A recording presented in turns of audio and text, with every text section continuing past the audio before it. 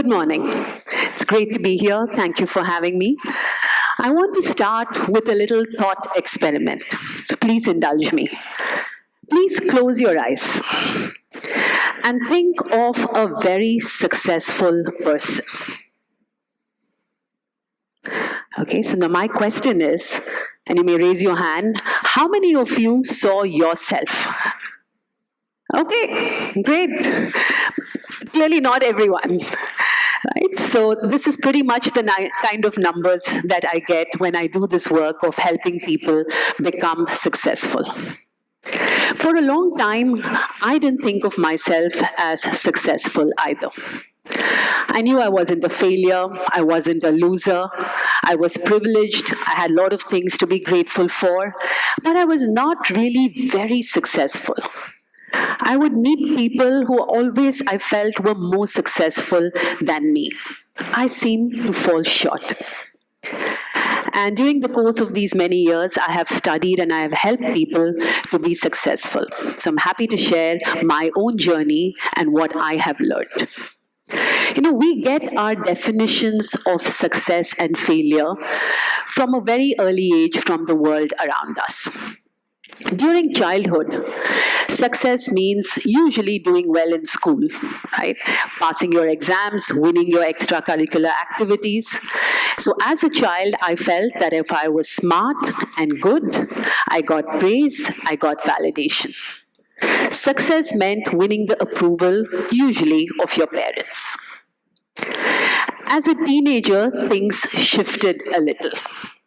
Parents were no longer as important as the peer group. And when I was in school, it was very important not only to be smart and good, but also popular. So when I didn't get invited to a party, when somebody I liked didn't like me, when I broke out in pimples, I felt like a failure. In my 20s, I was sure that I wanted to have a successful career and a family. In fact, I wanted those two big markers of success, fame and fortune. The problem was I had no idea how to go about getting it. And I didn't have a great talent. I didn't have this amazing passion. So I did business management. Sorry, apologies to all those who did business management here, but that's what I did. I knew at least I would get a good job. And I did get a very coveted job. I joined Citibank as a banker. I made good money. I got a very nice apartment. I went abroad for training programs. And then I married my classmate. I felt I had checked off all the boxes of success. I had won the approval of the world around me. But it didn't last long. After a couple of years, I felt I wasn't doing really well. I was bored, I was frustrated, I didn't seem to be growing in my career. I knew I didn't want to do this for the rest of my life, but I didn't know what I wanted to do. So I just took a leap of faith. I quit my job in the bank after about 4 years, and I joined a completely unknown company called Achieve Global, which was doing training and development. I joined as the general manager, responsible for setting up the office and getting new business and training people. And I was sure most of the people who thought I was a successful banker now thought I was quite crazy. But I worked hard, I built the business, I sourced new clients, and I got into the training room and I started teaching and training people. And I found I was good at it. I enjoyed the whole process of being in a training room, imparting knowledge, learning myself. I found something that made me happy. And after some time, I got another marker of success. My daughter was born, and my husband and I were very happy to welcome her. And I thought I would have it all. I would have this career, which I started enjoying, and I would be, of course, a great mother and have a wonderful family life. But it didn't quite work out that way. I really struggled to manage. I didn't have a support system. And when my baby daughter was 8 months old, she fell really sick. And then I just threw up my hands and I quit. So from being a successful general manager running a company, I became, well, a nobody. At least that's what I thought, with nothing. I felt like a failure. I had wasted my education. I wasn't living up to the qualities of feminism and economic independence that I espoused. And on many days, I felt really down. But this break gave me the very precious gift of time spent with my daughter. It also connected me to a very old love. Writing, not anything else. I used to love writing as a kid. I wrote a lot of little poems. And I started writing and publishing little stories and articles. And I liked it.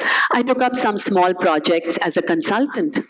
And I found I loved the autonomy, freedom, and flexibility of being a freelancer. It really worked. I had lost a career, but I found myself. And I haven't had a full-time job for the last 22 years. It's pretty long.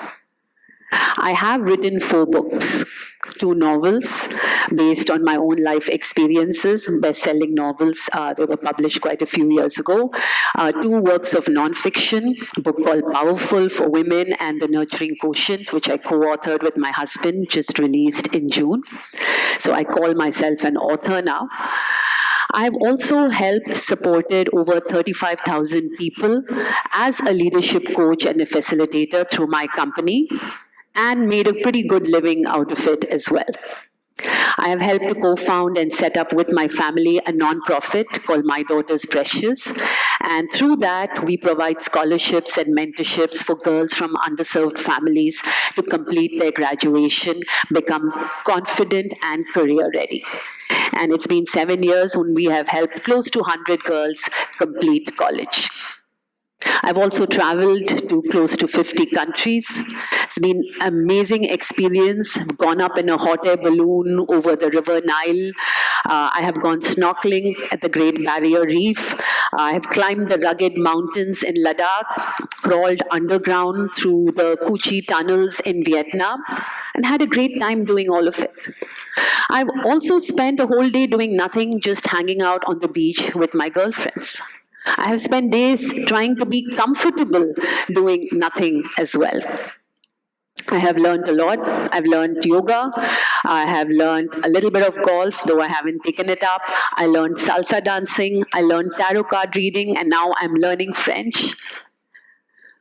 Mostly, I learned to see myself as successful. I still have those days of frustration, anger, irritation, self-doubt. There are days when I wonder, what am I doing now? Is this all really worth it? Shouldn't I be doing something else? But at a very core, fundamental level, I do feel I am leading a powerful life. That's the name of the organization I run as well, Powerfulife Solutions. And through the work that I've done, enabling many people to be successful, I have found my purpose, which is to lead a powerful life and to help other people live their full potential and lead powerful lives as well. So through this work, through the research for the last 2 books, and my own lived experiences, I have found my formula for success. And I've also learned that there is no one universal formula for success. It's not just fame, fortune, power, resilience, grit. Each person has to find their own successful recipe, which makes them lead a powerful life. And here is the one that works for me. Okay. It's ONE, O-N-E. And these are the 3 things that I've learned, and this is what I help other people also imbibe and learn. Own your own strengths and values. Each of us is an amazing, unique blend of qualities, values, beliefs, and traits. And we can't expect everybody to have the same journey. And I was not a good banker, but I am a pretty good coach and a facilitator. I know I'm not motivated by monetary rewards, but mastery. And working with my strengths and honoring my values helps me to find both flow as well as fulfillment. I work hard at it, but not just to achieve something, but to be the best version of myself. And I've learned that success is living in alignment to your strengths and your values. Nurture yourself and others. There are always going to be setbacks and failures. And the markers of success are going to change. Right? What I saw as success in school is no longer what I see as success much after school in my 50s. And the journey is going to be a roller coaster ride. And what were the things that helped me to get up and get back after the times I felt like a failure? It was my own mindset, a positive outlook. It was my sense of purpose. It was actually my daily fitness and exercise regime. And it was the support of the family and friends and people around me. And that comes from nurturing. Right? So investing in ourselves and others gives us the best returns. And there's no point in having a fat bank balance if you don't have people you can bank on. Right? So I still am a bit of a banker. And therefore, nurturing ourselves and others becomes a way of life. What does this look like? We need to nourish our bodies to stay healthy and fit to do whatever we want. We need to sharpen our minds to stay relevant and agile. We need to open our hearts to stay connected to people. And we need to enrich our soul by enabling and living our purpose. And this nurturing is what builds resilience. It is what enables recovery from those times of failure. So if we are able to nurture ourselves consistently, constantly, nurture and support the people around us, we are going to be successful. The third, E, eradicate comparisons. So this constant comparison of ourselves to others is a disease. And it eats away at our own self, eats away at our sense of self-esteem and self-worth. And, I have also been infected by this, still have little bouts of it. It's like the seasonal flu in Delhi. It comes and goes. But I know now that there is always going to be somebody who is smarter, prettier, nicer, healthier, and wealthier than me. There is always going to be someone who has something that I lack and long for. And it is perfectly okay. It is a mixture of jealousy, envy, and a fixed mindset that is deadly. So now I've learned how to deal with this sense of comparison. Instead of looking at other people and saying, how did that person get a promotion? Why is she like this when I can't be? Or feeling bad when you compare yourself to somebody, can we say, hey, good for you. I'm also doing okay. Or what can I learn from that person? Or what is my envy telling me about what I really want to do? So I've learned that we need to inoculate ourselves with a dose of inspiration and self-acceptance so that we get immunity from this disease of constant comparison. So that is my one formula to lead a powerful life. And now I've come to believe that a powerful life is a life where I am living my own strengths and values on my terms.